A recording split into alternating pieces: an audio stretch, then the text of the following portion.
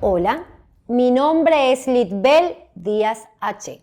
y esto es Las Mujeres Dicen, un espacio de formación sobre la violencia contra las mujeres y la justicia de género.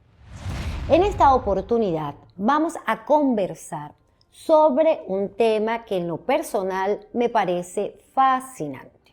Y es nada más y nada menos que sobre los derechos de la víctima en el proceso de acceso a la justicia. Para hablar de estos derechos que están consagrados en el ordenamiento jurídico, deberíamos iniciar, por supuesto, por nuestra Constitución, que es la norma magna que rige el procedimiento y que nos habla de esos derechos procesales constitucionales, como por ejemplo el derecho al debido proceso. De esta noción del derecho al debido proceso se desprende entonces el procedimiento especial que está contemplado en la Ley Orgánica sobre el derecho de las mujeres a una vida libre de violencia y también en el Código Orgánico Procesal Penal, norma supletoria a la que debemos referirnos cuando la propia ley así nos los indique o cuando en la ley no exista suficiente claridad sobre algún aspecto procesal. Retomando el tema, entonces, tenemos que dirigirnos al artículo 120 de la norma adjetiva penal, es decir, del Código Orgánico Procesal Penal, porque es en el artículo 120 y siguientes donde se establece lo que debemos entender como víctima y cuáles son los derechos procesales de las víctimas. Y nos dice entonces este artículo 120, establece este artículo 120, que la protección y la reparación del daño causado a la víctima son objetivos del proceso. Esto indiscutiblemente quiere decir entonces que si bien existe por una parte un imputado que también tiene sus derechos procesales, que está, protegido por la presunción de inocencia y que esa presunción de inocencia va a prevalecer durante todo el procedimiento hasta tanto los medios de prueba disponibles logren desvirtuar esa presunción. Está entonces en este otro lado esa víctima que debe ser equiparada en cuanto a los derechos procesales. Entonces, la reparación del daño causado y la protección de los derechos de la víctima, tanto como los del imputado, son objetivos del proceso de acceso a la justicia. Eso es algo que todas las mujeres que sufren violencias y que están en este momento pasando por un proceso de acceso a la justicia no deben perder de vista. Por otra parte, el artículo 121 igualmente del Código Orgánico Procesal Penal, entonces nos define lo que debemos entender como víctima. Y nos dice en primer lugar, obviamente, que es la persona directamente afectada por el hecho punible. La persona a la cual directamente le fueron vulnerados o menoscabados sus derechos por la acción punible de un sujeto. También nos dice que el cónyuge o la cónyuge o la persona con la cual se mantiene una relación estable de hecho, ¿verdad? El hijo, hija, padre, madre, el hijo, madre, padre adoptivo, los parientes hasta el 4º grado de consanguinidad y 2º de afinidad y por supuesto todos los que se puedan también considerar herederos o herederas en los delitos que se relacionen con la incapacidad que se le pueda causar a la víctima o con la muerte de la persona directamente ofendida por el delito. Igualmente, se considera que el cónyuge, la cónyuge, los hijos y parientes consanguíneos hasta el 4º grado o hasta el 2º de afinidad, cuando la persona ofendida bien es una persona que no tiene capacidad, ¿verdad? Es decir, una persona que no tiene capacidad mental, por ejemplo, o que tenga discapacidad intelectual, o que,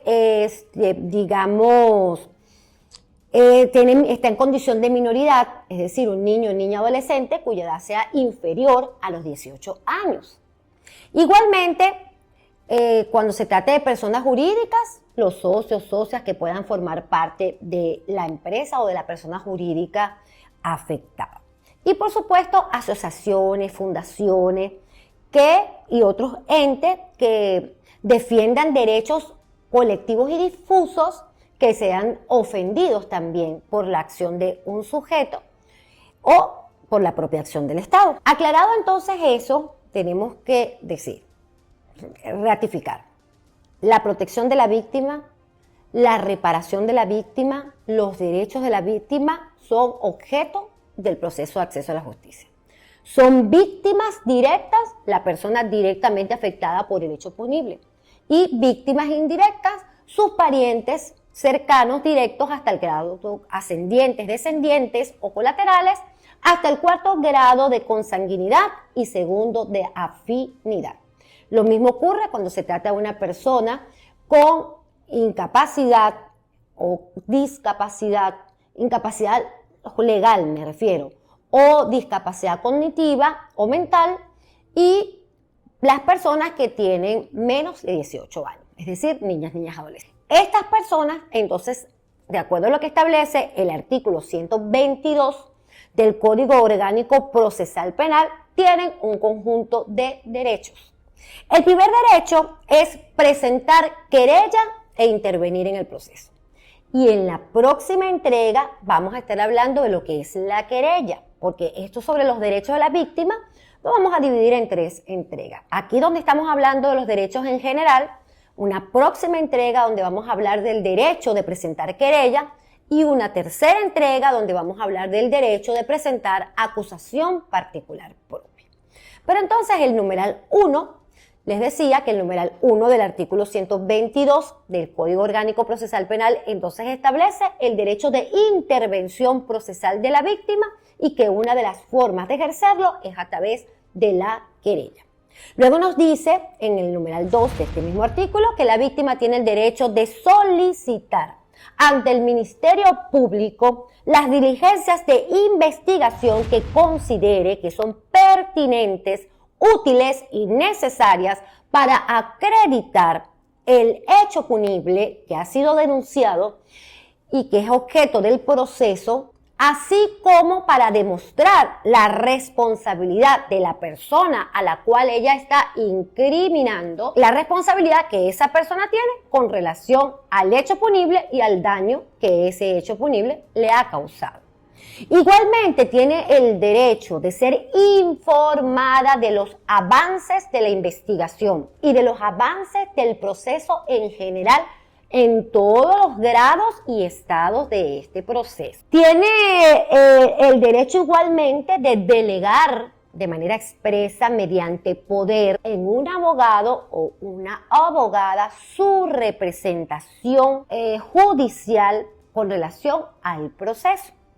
Tiene igualmente el derecho de solicitar las medidas de protección que considere necesarias para proteger su integridad una vez que se ha iniciado el proceso de acceso a la justicia, bien porque ella haya denunciado el hecho punible o bien porque haya presentado una querella. Y en este particular, quiero recordar que ya lo hemos tratado en entregas anteriores, que el artículo 106 de la Ley Orgánica sobre el Derecho de las Mujeres a una Vida Libre de Violencia establece de manera diáfana las 13 medidas de protección y seguridad a las cuales la víctima tiene derecho de solicitar bien ante el órgano receptor o bien ante el Ministerio Público o bien ante el órgano jurisdiccional a los fines de proteger sus derechos a la integridad personal, sus derechos patrimoniales. Igualmente establece este mismo artículo 122 en su numeral 6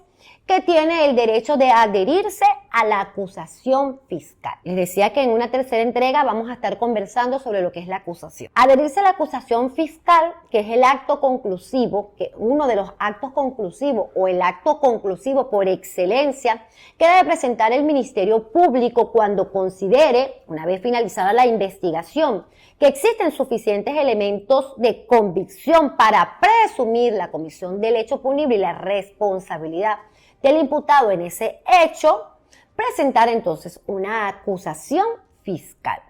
En ese momento, la víctima tiene el derecho de adherirse a la acusación fiscal, pero les decía que también tiene el derecho de no adherirse y presentar acusación particular propia cuando en su criterio esa acusación fiscal no encuadra de una forma total en lo que ella considera que son los hechos o en lo que ella considera que son los delitos que se cometieron en su perjuicio o en la responsabilidad que pueda tener el imputado.